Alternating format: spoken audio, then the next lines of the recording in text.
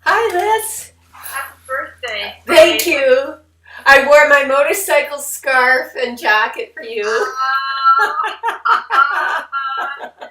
for you. I could go put mine on, I guess. But then I'm going to be too hot. So here I am with the lovely Liz Jansen. Yeah. And Thanks, Nancy. It's great to be here. oh, well, it's wonderful to have you. I was hoping to get you on the road with, some dirt from the road on your face and, a big smile as you are heading down to South America. But I guess you hit a detour on the way. I did. You still got me on the road. I'm in Calgary, Alberta right now. Lovely. And yes, I did hit a detour, and so I have to pause my trip for now. I had a bit of a spill and broke my shoulder, so I can't ride right now, and so I have to take some time out to heal that and to sort of reassess how I continue with my quest. Yeah, and tell us, what was your quest in this adventure you were off to do? Okay, so I set off August 4th, and it was really just I was only 3 weeks, just over 3 weeks into my road trip when this happened. But what I was really trying to do is to observe, investigate, learn more about Indigenous wisdom. I was visiting wisdom keepers, elders for Native North and Central and South Americans, and trying to find out, looking back at who we are before we're shaped by our culture, and who we are before we're told who we are, and it's something that's really important to me. Looking at the influence of culture. So I was also going to look at the influence of my own background and culture and how that shaped me, but wanted to go back, way back, to see, where's that connection with who we are, and the connection with the earth and how we fit into the grand scheme of things. So it was a big quest. Yeah. Well, I have a feeling it's not over yet. But it's not over yet. This is just part of the journey. Yeah, it is, and I said to somebody else, anybody can hop on a motorcycle and go to South America. But, when you get these other twists and things set in, it kind of differentiates the trip. Not that I planned this by any means, but it's just something that, is part of the journey, and it's something that I work with now. Yeah, you just have to roll with it. Yeah, I rolled with it. Yeah, literally. Well, it sounds like you obviously did the right thing in the accident, in that you were able to walk out of a ditch and you were picked up by passerby. And I was just reading a lot of good things. I mean, it could have been so much worse. Yes. But I had really good gear. I had good skills. I'm a pretty good rider, but I had this mishap, but I had really good gear, and from head to toe, full face helmet, complete, my skin completely covered, and top quality gear. And I had really good, I had crash guards on my bike, really good protective equipment on my bike too. And all of that saved me from far worse injuries. So did you hit some of that ice that was forming in No, it was before the ice. This was a rural, gravel road, and not just your normal gravel road, but thick gravel with no tire tracks in it or anything, and it was about 20 miles long, and I was almost to the end of it, but not quite. Yeah, just before I was at the end. Yeah. Well, if it makes you feel any better, I had an incident in Whistler. I went there on a ski holiday, and I blew my ACL the second day, at the very, very top of the mountain, on Bagel Bowl. Sounds innocent enough, but the ski patroller came, and I was bawling my eyes out, and he said, "Are you in pain?" And I said, "Not really. It's kind of past, but I'm really upset about this, because this is a ski holiday I've been looking forward to for a long time, and I'm really upset now that the whole week is blown, and I don't know when I'll be back here again for another ski holiday, and I'm really upset." So, but that accident, in hindsight, is what set the wheels rolling to me moving out west, because I had all week to feel sorry for myself, and I crutched around, and I ended up being so mad about it that I did up my resume and brought it into the Royal Bank and said, if you ever need anyone like me, here you go. I'm just tired of visiting here, and, I've always wanted to live in the West, and here you go. And, I never would have done that otherwise. I would have been too busy skiing. Right. And I got a phone call about 6 weeks later from a manager asking me if I was serious about it. And wow. yeah, so it started this. I had ended up with a paid move out west, and it was a dream of mine. It just had, and I tried to make it work, force it to work a few times, and it hadn't. I ended up turning things around. It just wasn't the right timing. And then out of the blue, this hit me, literally. Wow. Yeah. And so now I look back and see that accident was actually a changing point in my life. Yeah. So I hope you have some really positive I'm sure I will. There's already too. been so much positive that's come out of this. I mean, so many fortunate things that have happened, and lots and lots of gifts, really. And so, it's a significant injury, and it's going to take a while to recover from. But lots of people have a lot worse to deal with. When you were talking about being open too, one of the things that I really wanted to make sure of was I didn't want to overplan my trip when I started out. I wanted to be open to what the road brought me. Yeah. And I wasn't expecting the road to bring me this. Yeah. But this is what the road brought me. And so, it's changed how I go about things. And how I'm going to continue. Obviously, I have to take a pause. I can't ride right now. I totaled my motorcycle. Yeah. And, but this has happened, and I may or may not ever understand the reason. But this is where I operate from, and now I'm open. I want to be open to what comes to me from this. So. Yes. And a lot has already, so. Well, and your mission, motorcycling, was only part of your mission.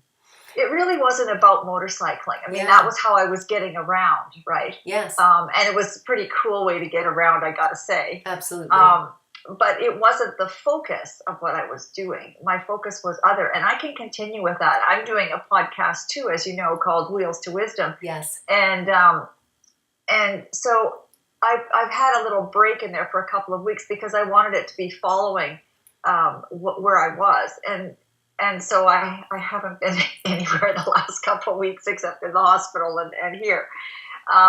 But I'm going to continue with that. Just because I'm not on the motorcycle doesn't mean I can't stop asking questions and interviewing people and interviewing wisdom keepers. Absolutely. Not at all. So I'm going to continue with that. Yeah. It's interesting. I mean, it took out your bike. It took out your shoulder, so you can't get out on another bike. Yeah. But it didn't affect your brain, your speaking ability, your intelligence. So maybe that was kept intact for a reason, to focus on it. Who knows? We'll see. We'll see what comes of this. Exactly. It's still early, and I really do have to focus on getting better right now because it's taken a wallop out of me. I bet. And so it's really important to take the time to heal and to get back and get my strength back and my movement back. So yeah, I know how important physio and rehab is for an injury like that, and post surgery, just to get that mobility back. Right? It's no pain, no gain. I've had great health care.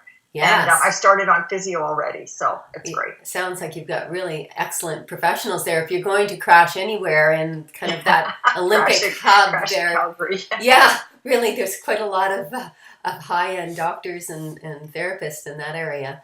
Yeah, there are. They are. They're used to. There's a lot of athletes that train here. Yes. And so it attracts a lot of good doctors and physiotherapists and Olympic athletes and elite athletes train here. So you get the benefit of that. But I'm suggesting you don't try and crash anywhere.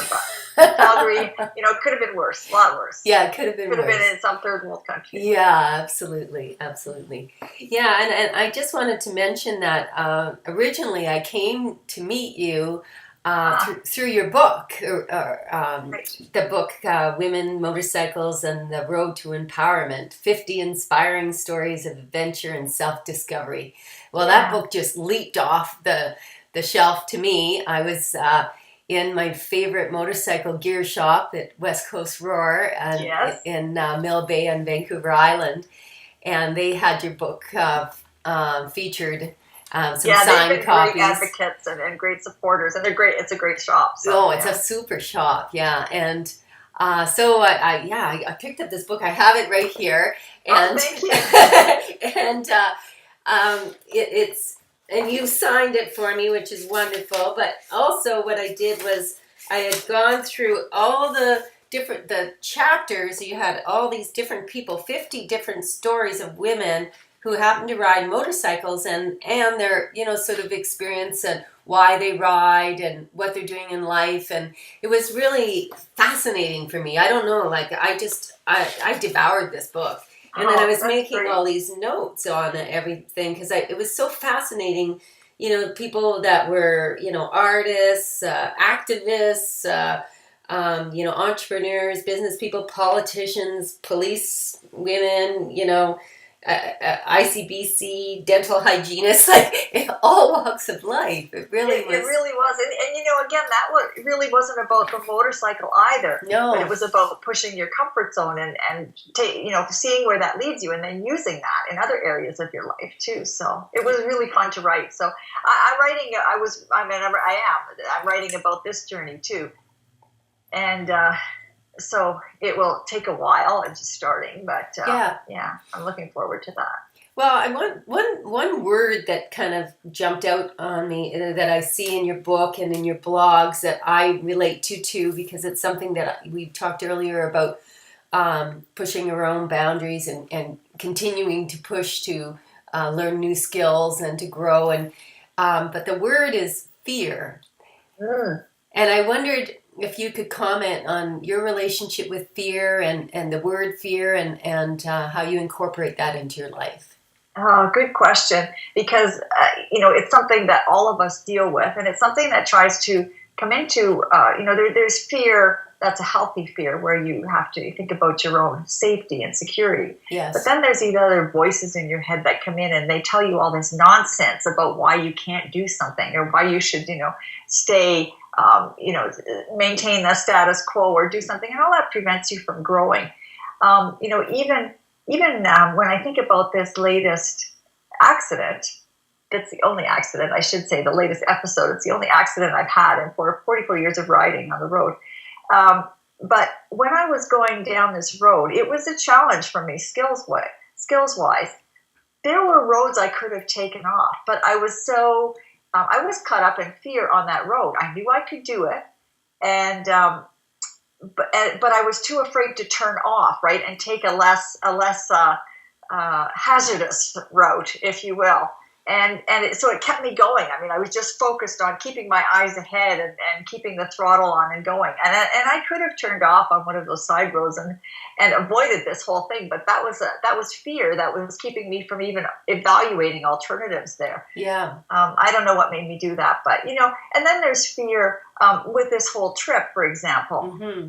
Most people have been very supportive, and they people that have been there and done that, and it's like, wow, you're going to have the greatest time. But then there's other people who project their own fear on you, and they come up with they've never been there, they've heard stories, they hear the media, and it's they're peppering you with these stories, and it's like, you know what, I've done my research, I've done my homework, I understand what I'm getting into, and yes, there's risks, but you work with them, and you make smart decisions, and you go about it. And this is something that I have been asked to do. I feel this is my part of my journey. It's my latest assignment, if you will. Yeah. And so I find a way to do it, and to do it safely, and to do it in the best way that I can. Yeah.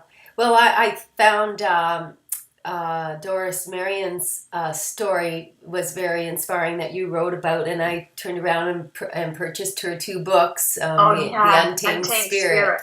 Yeah, about and she set out at 52 to travel the world for 3 years solo on a motorcycle through a cruiser. Yeah, not even like some high-tech adventure beamer or anything, and she went into some pretty precarious places and countries, and she did fine. And Afghanistan and Turkey and all these different places, as well as Europe and North and South America. But she did fine. And one message I think she said was about it restored her faith in humankind around the world. Yeah, she'll tell you the same thing. She'll say, you know what? I mean, this was the most beautiful experiences. People are people all around the world. And there are gifts waiting to be, opened there for you, and to meet these people and to experience it. It changes your whole perspective on things. I was trying to catch up with Doris here. We crossed paths, and unfortunately we couldn't meet. She's always on the go. It's really hard to get a hold of her. And she was in Alberta, and I was in BC, but we were sort of switching provinces at the same time. So we unfortunately missed each other. But yeah, she's quite a woman. Yeah, she's quite a woman. Well, maybe now that you're not moving around as much, you might be able to snag her. Well, she's still moving, though. That's the thing. She's off on a bicycle trip somewhere, in the south. So. Maybe you can snag her for a podcast. Yeah. Well, it's really been a pleasure to speak with you. I'm really looking forward to seeing where you're heading next, and to get some tidbits of your new book. Thank you. And maybe some of this North American native culture that you might drum up. Yeah, and it's North and Central and South America. I want to do all of it. So. It's going to be fast. It already has. I've already started that. I've started those interviews and started that research. And so my trip so far had taken me into the Dakotas and the northern states. And then I was in British Columbia. I came back to Calgary, and I was headed for Seattle. But I've stopped here in Calgary now. I'm going back to Ontario for a while. So it's going to be fascinating. I'm really looking forward to it. Yeah, I'm looking forward to it too. And I want you to heal up and get that shoulder really strong, so you can get out and tear around the road some more. Yeah, me too. Yeah, on a new motorcycle, I imagine. It will definitely have to be a new motorcycle, because my other one, it fared a lot worse than I did. Yeah, I guess it was just its time. Yeah, I guess. Yeah. Yeah. So, and I wish you all the best, Nancy. I really love what you're doing too. This is great. And so I wish you all the best with it. I'm looking forward to watching more of your interviews. Oh, thank you. Thank you. And thank you for being so such a worthy and eager victim, I guess I'll call you. My latest victim. I really appreciate someone who's got the experience that you have and the following to give me the time of day as I'm starting out and learning about this stuff. I'm happy to do this. Yeah, I really appreciate that. Thanks, Nancy. Okay.